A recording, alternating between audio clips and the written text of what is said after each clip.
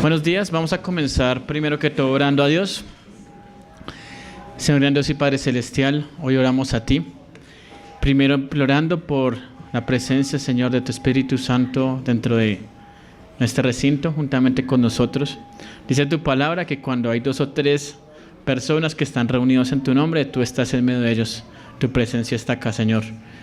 Nosotros queremos reunirnos en tu nombre, pero también queremos, oh Dios, que así como en Pentecostés, en esa mañana el Espíritu Santo descendió de forma visible y llenó con esas lenguas de fuego para demostrarle a esos hombres que estaban ahí juntamente en Jerusalén que tú, Señor, tenías el poder, que tú no tienes ni pierdes el control en ningún momento, sino que tú eres Dios sobre todas las cosas. Dios, permite que lo que hablemos de tu palabra, lo que veamos hoy, sea para tu gloria, Dios, y para tu bendición. Amén. Sé que de pronto la presentación no se ve lo mejor que se podría ver. Digamos que el tema que teníamos hoy se llama el Adviento. Cuando a mí me dijeron que era el Adviento, yo dije, pero ¿y eso qué es? O sea, yo tampoco sabía muy bien de qué se trataba ese tema del Adviento. ¿Alguien sabe qué es ese tema del Adviento? ¿Alguien había escuchado eso? Del Adviento. Nicolás, ¿alguna vez había escuchado el Adviento? No es una palabra así como muy común, ¿cierto? Pero yo lo quise mirar, significa algo como esperar. Y dentro de este pasaje, pues lo quise llamar una vida esperando al Salvador. Acá esta imagen no se ve muy bien, es un cuadro es una pintura de una persona que se llama Rembrandt. ¿Se han escuchado de Rembrandt? Pintor italiano, que normalmente se conoce porque todas sus pinturas son oscuras en el fondo e ilumina la cara de las personas. En esta tenemos a un viejito, a una viejita y a un niño, ¿cierto? En la mitad. ¿Ya sabemos más o menos de qué historia vamos a hablar? Miren, 2 viejitos acá, miren, este es un viejito que está feliz y acá hay una viejita orando. ¿Más o menos se imaginan de qué es la historia que vamos a hablar? Del nacimiento de Jesús. Bueno, algo parecido. Pero vamos a comenzar hablando de un tema y es, hay algo que es muy común. Uy, lastimosamente no se alcanza a ver, no sé por qué.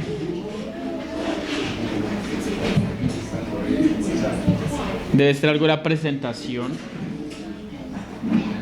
¿Cómo se mueven las presentaciones para que se vean de otra forma? Porque es que acá se ve bien, pero allá no.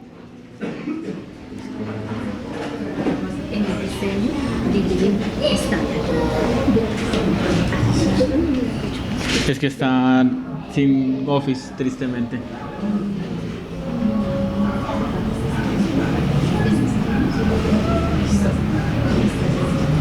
No, pero es que está todo cancelado porque se cancelaron Office.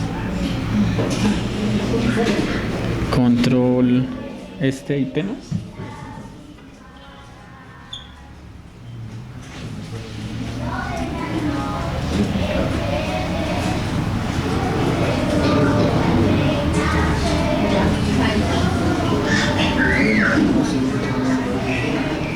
Bueno, tocó verlo así de cierta manera. Entonces, cuando pensamos en la Navidad, ¿qué se nos viene en la mente? Entonces, Erika, ¿qué se te viene en la mente cuando piensas en la Navidad?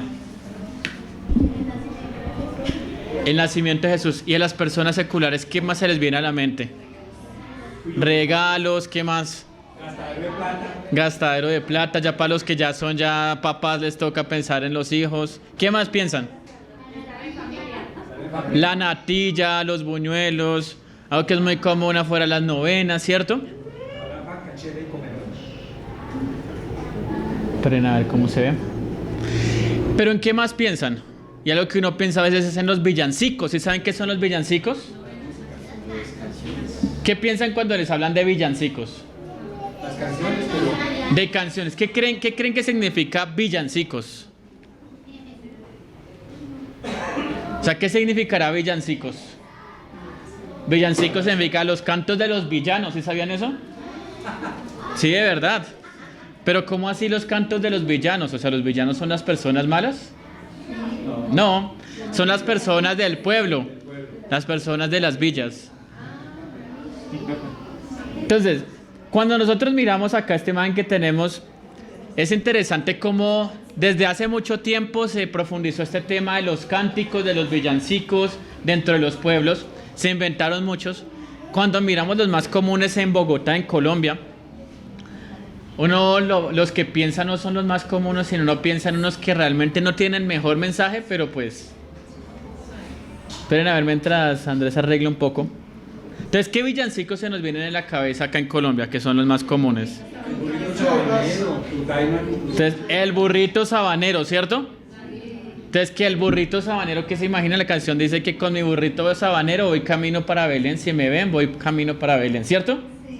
Más o menos esa era la canción, que vamos a adorar al niño. Bueno, tenemos otra canción que es muy rara, Tutaina. ¿De qué habla Tutaina? No dice mucho. Dice Tutaina Tuturuma. No sabemos qué significa, ni qué tenía en mente, pero solo responde eso: los pastores vienen a adorar al niño, la Virgen y San José lo reciben con cariño. Entonces es así. O sea, terminan siendo villancicos que a veces dicen muy poco.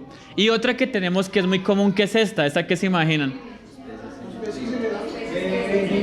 Los peces en el río que beben y vuelven a beber. Entonces, cuando uno piensa en las canciones que son muy comunes que encuentra, se ha perdido un poco la esencia, ¿cierto?, de lo que las canciones antes tenían que decir. ¿Cuál creen que es el villancico más famoso de la historia? Noche de Paz. Noche de Paz es una canción muy famosa que fue hecha por ahí en 1600, no sé, en Austria o en Alemania, algún lado de esos, que ha sido como así en idiomas traducida. Pero ustedes creen que esto de los cánticos es algo que venía antes, que era bíblico, ¿sí? ¿Qué piensan? ¿O que se inventó hasta ahorita? Entonces vamos a mirar que viene desde mucho tiempo atrás. Si quieres déjalo así, para que podamos mirarlo. Pues no así, sino que se vea.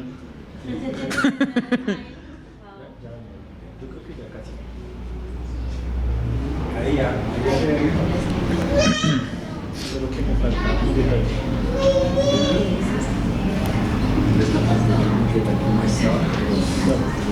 ¿Es esta opción?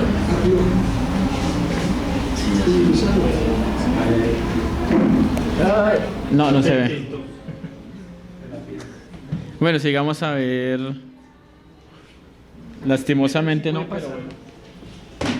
Entonces vamos a mirar cómo el Evangelio de Lucas, el Evangelio del que vamos a hablar hoy, cuenta una historia narrada por cánticos. O sea, cómo empieza Lucas y él empieza a hablar de varios cánticos que está diciendo la gente, que están pasando, y así empieza a contar esta historia con sus villancicos propios. El primer cántico, el cántico de Elizabeth, se llama el cántico de la bendición. ¿Qué pasa en ese cántico? ¿Sí se acuerdan? ¿Quién era Elizabeth? La prima de María, ¿cierto? Y la prima de María llega y se encuentra con que viene María y se le presenta a María. ¿Y qué pasa en su vientre? El niño se mueve y ella dice: bendito sea el Señor, ¿cierto?, que ha permitido que la madre de mi Señor venga acá y me visite. Entonces el primer cántico que vamos a ver es el cántico de Elizabeth de bendición, que está en Lucas 1:42. Es interesante, o sea, cómo van a haber cánticos y cánticos. El segundo, el cántico de alabanza de María, que se conoce normalmente como el Magnificat, que significa: engrandece, oh Dios, engrandécete, Dios, por lo que has hecho a tu sierva, que has permitido que una mujer como yo pueda tener a tu hijo. Luego viene el cántico de esperanza de Zacarías. ¿Quién era Zacarías? El papá de Juan el Bautista, el esposo de Elizabeth. Entonces él también va a decir: gracias a Dios porque te acordaste de tu pueblo y vas a redimirnos. Es un cántico de esperanza de que pronto iba a venir el Mesías. Luego ya viene todo ese tiempo de lo que nosotros nos acordamos que pasa en lo que vemos siempre en las películas, que ellos vienen para Belén, que no tienen lugar para quedarse, que van para un pesebre, y que cuando están allá en Belén se encuentran con los ángeles, ¿cierto? Y los ángeles también hacen un canto: gloria a Dios en las alturas, paz en la tierra a los hombres. Y después de eso ya vamos a mirar: nace el niño, Es circuncidado, va al templo y viene el último de los cánticos, que es el cántico de resignación y consolación de Simeón. ¿Sí se acuerdan quién era Simeón? Entonces era un viejito, ¿cierto? El viejito que veíamos en la historia. Este viejito de acá, que estaba con esta viejita de acá. Que cuando vio al niño Jesús, dice unas palabras de resignación, pero también de consolación para el pueblo. Un hombre que vivió su vida esperando. Que el hombre estaba esperando la muerte, pero también estaba esperando antes de morirse una cosa: poder ver al Mesías. Toda su vida.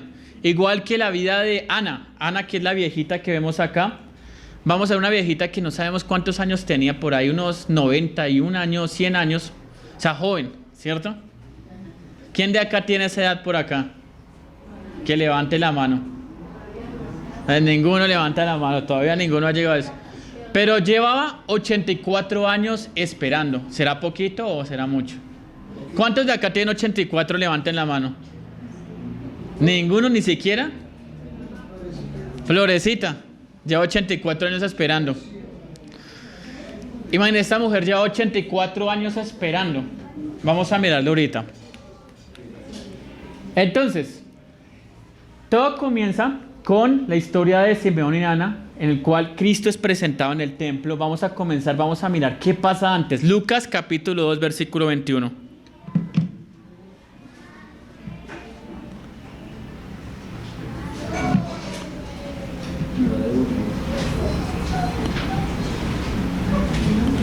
Entonces, Lucas capítulo 2, versículo 21.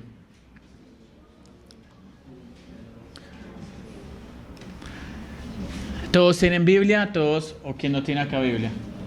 Porque lo malo es que acá no se va a poder ver. Entonces dice Lucas capítulo 2, versículo 21.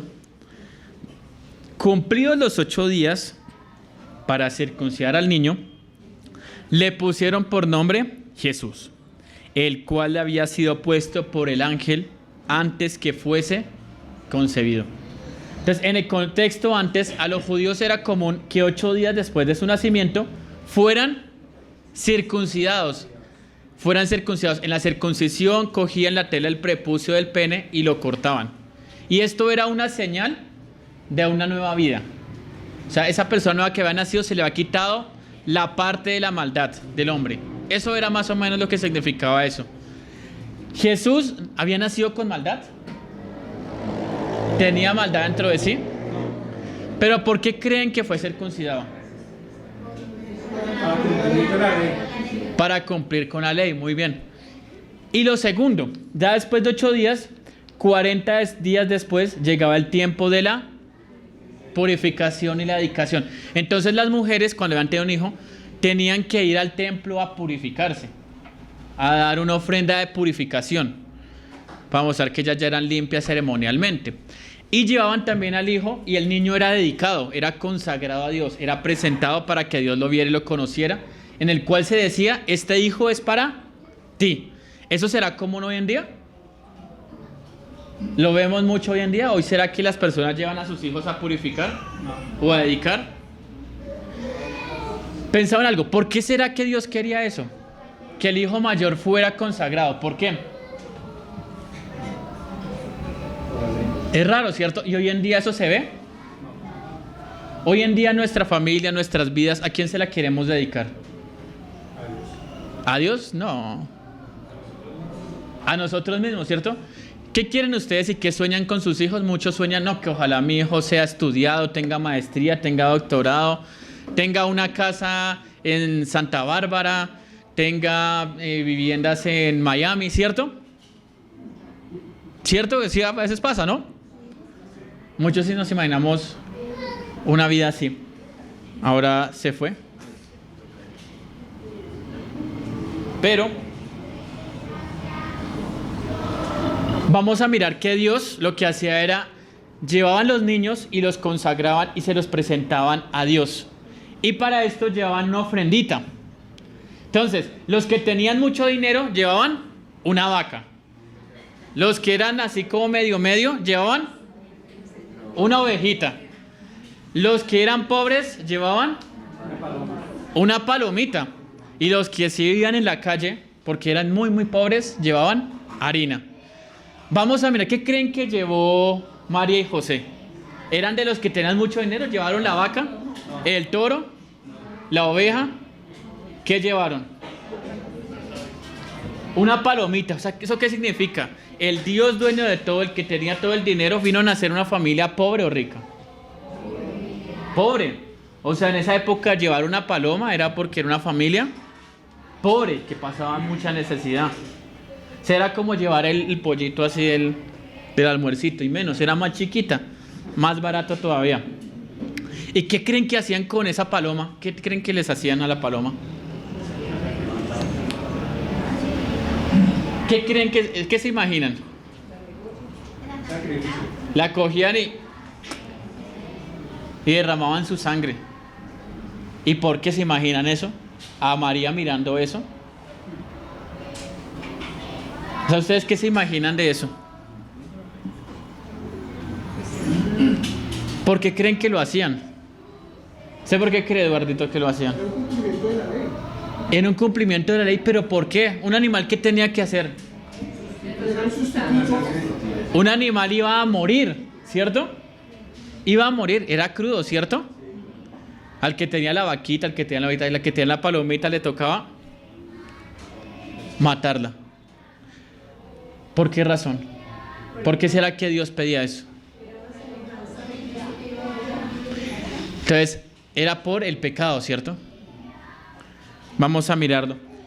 Y ellos van con su palomita, y cuando llegan con la palomita, la presentan, pasa todo eso. A ver qué pasó. Está pero rebelde hoy este computador.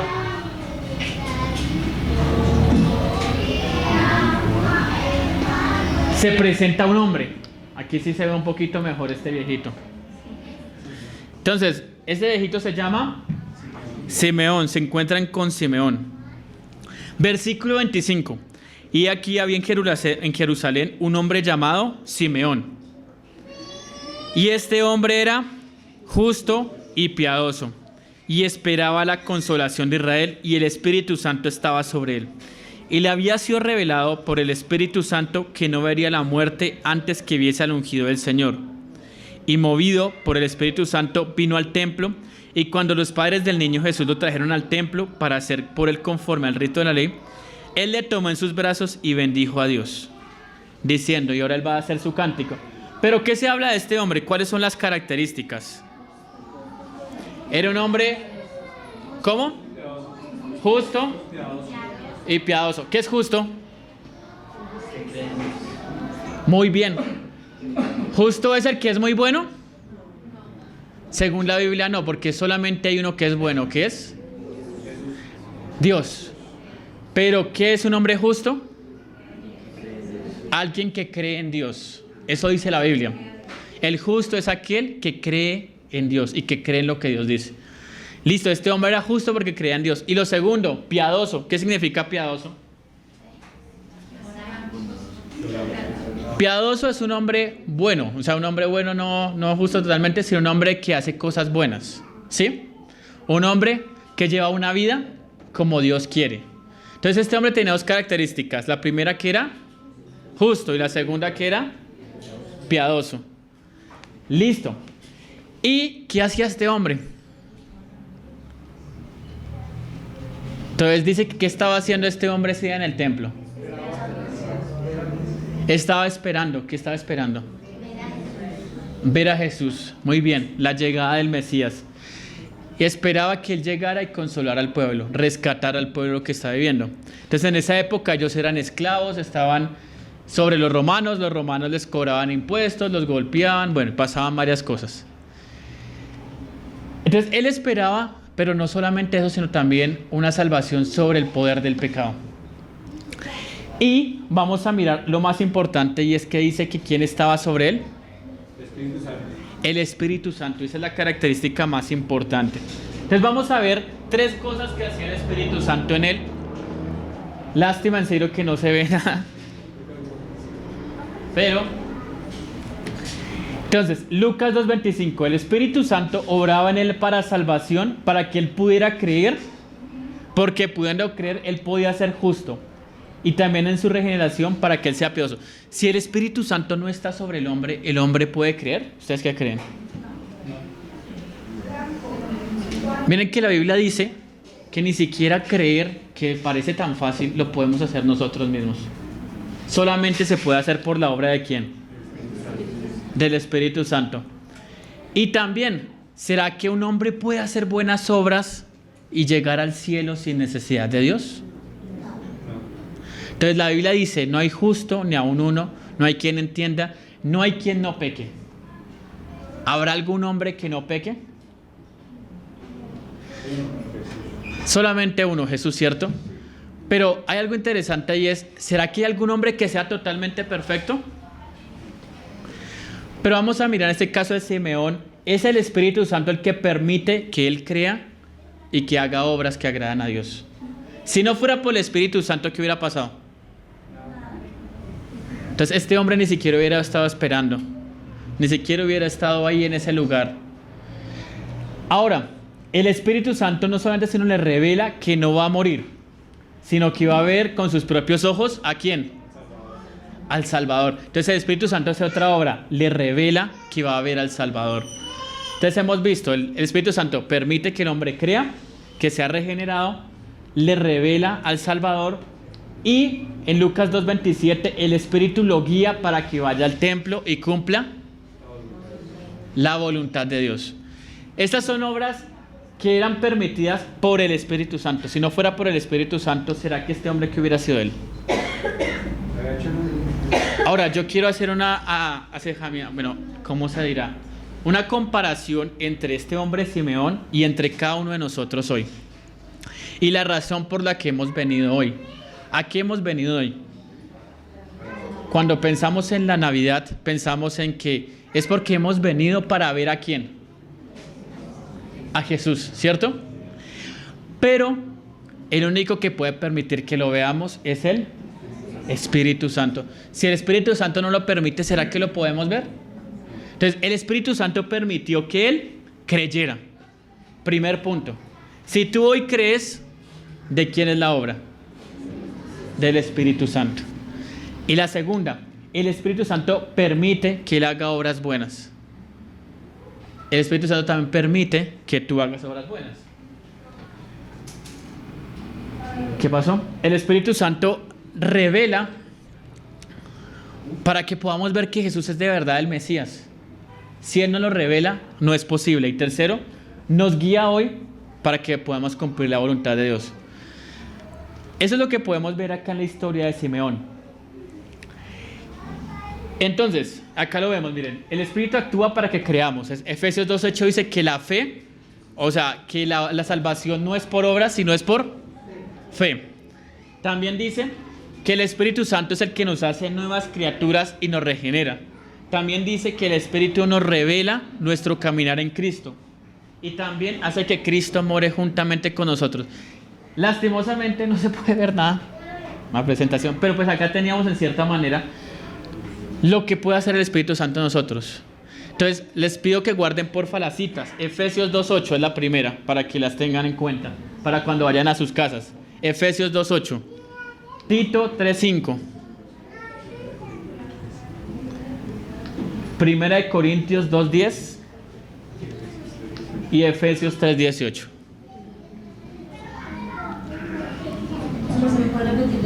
Entonces, volvemos. Efesios 2:8.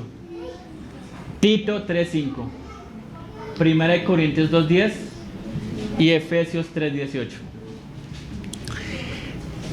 Ahora vamos a mirar qué palabras dijo Simeón. Acá están las palabras que dijo Simeón. Esperen, yo no sé si yo quitara esto, yo creo que se ve más. Tampoco, ni siquiera así.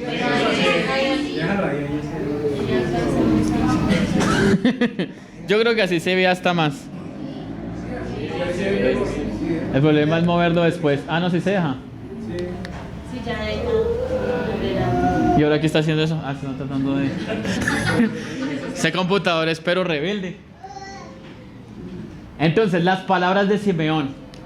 Entonces vamos a mirar, dice: Señor soberano, permite que tu siervo muera en paz como prometiste. ¿Quién sería capaz de decir hoy esas palabras?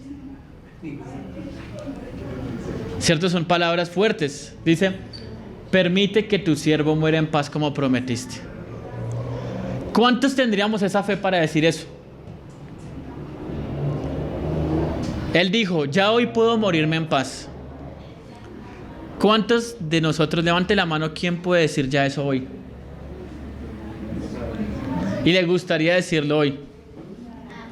Todos miran y todo, ¿cierto? Nadie quisiera decir esto. Pero este hombre lo dice porque ¿qué ha visto? He visto tu salvación. Y la pregunta acá es, ¿hemos visto la salvación de Dios? ¿Se lo han preguntado ustedes? ¿La están viendo hoy? Como para que puedan decir estas palabras. Siguiente, la que preparaste para toda la gente. Jesucristo es la luz para revelar a Dios a las naciones, la gloria de Israel. Todo eso lo está diciendo este hombre. Pero ¿qué vemos en este hombre? Él dice que en su corazón ¿qué hay? Paz. Y que él puede morir en paz. Y que él está viendo algo que será que nosotros estamos viendo hoy. Si queremos en Jesucristo, sí. Y la estamos viendo tal como la vio él. Increíble, ¿no? Ojalá Dios permitiera por medio del Espíritu Santo que la viéramos de esa forma. ¿Para qué? Para que eso nos genere la paz. Ahora, él dice, de ese Jesús saldrán a la luz los pensamientos más profundos de muchos. Y le dice a María que una espada iba a atravesar su alma. ¿Qué significa? ¿Por qué le dijo a María que una espada iba a atravesar su alma? ¿Por qué creen? ¿Qué piensa el hermano Alejandro? ¿Por qué será que él le dijo que María una espada le iba a atravesar el alma? Que iba a morir. Que iba a morir. Entonces, ¿por qué ella aquí iba a tener que ver? La muerte de su hijo. La muerte de su hijo. ¿Y será que ella sentiría paz con eso? No. Por eso la espada la atravesó. ¿Qué iba a sentir ella? Angustia. Dolor profundo.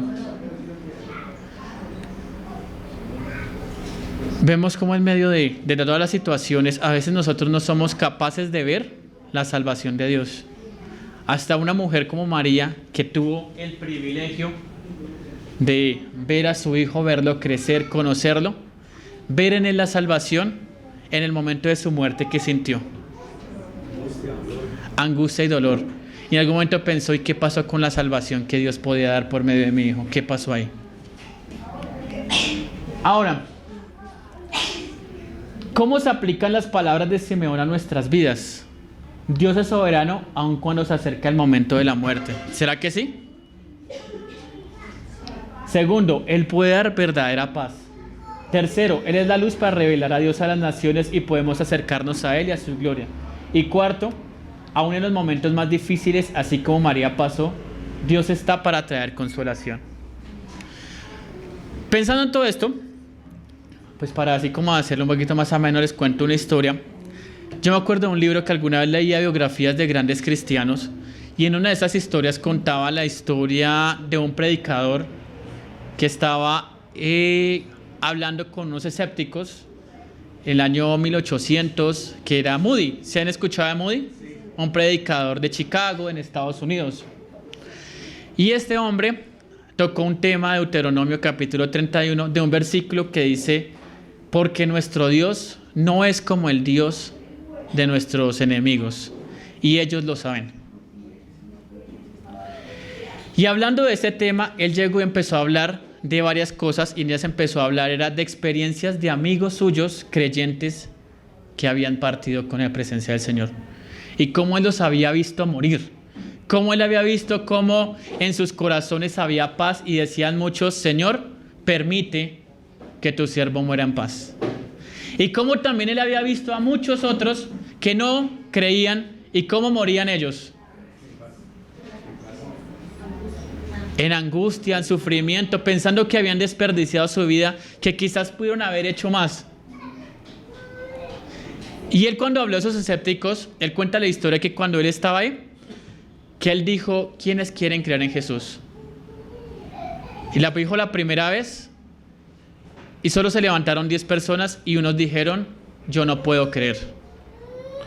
Él volvió y les explicó otra vez, le dijo, no se trata de que tú no puedes, se trata de que Dios puede. Dijo la segunda vez y se levantaron 100. Y él dijo, no, tienen que levantarse más. Él no dejó de hablar hasta que todos se pararon. Pero pensaba en eso. Con este mensaje lo que les decía es, nuestro Dios debe ser diferente al Dios de las personas que están afuera. Y muchas de las personas de afuera lo pueden ver. Cuando están cerca de la muerte, ¿qué hay en sus vidas? La angustia, el dolor, el sufrimiento. Pero cuando vemos a este hombre Simeón, ¿qué vemos en su corazón?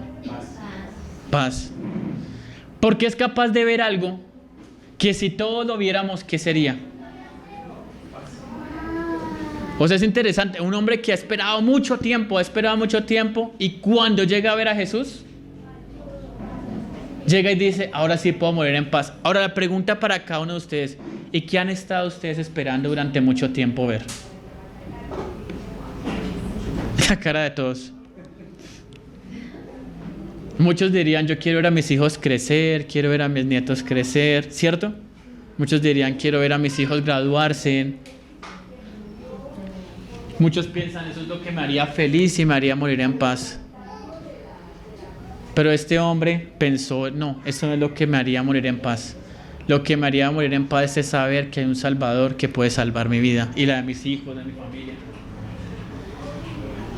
Parece que no quieres, tú eres muy rebelde. Ahí volvió.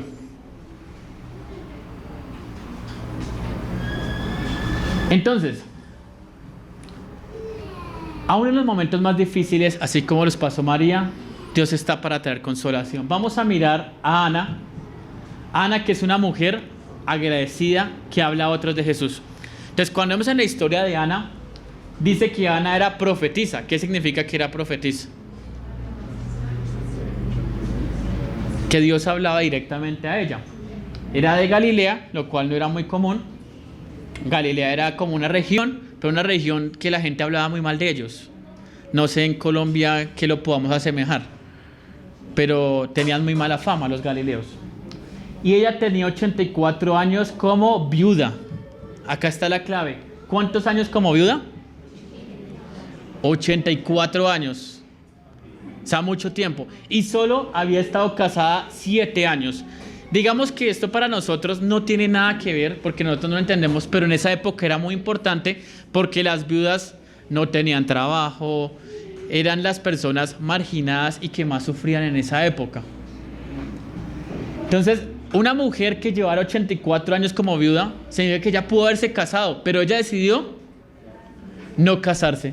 ¿Y a qué se dedicó? Dice que no se apartaba del templo y dedicó su vida al ayuno y la oración, porque en su vida ya estaba aquí esperando la salvación de Jesucristo. Muy bien. Y dice que cuando ella vio al niño, esto le generó agradecimiento y habló a todos los que estaban presentes del niño.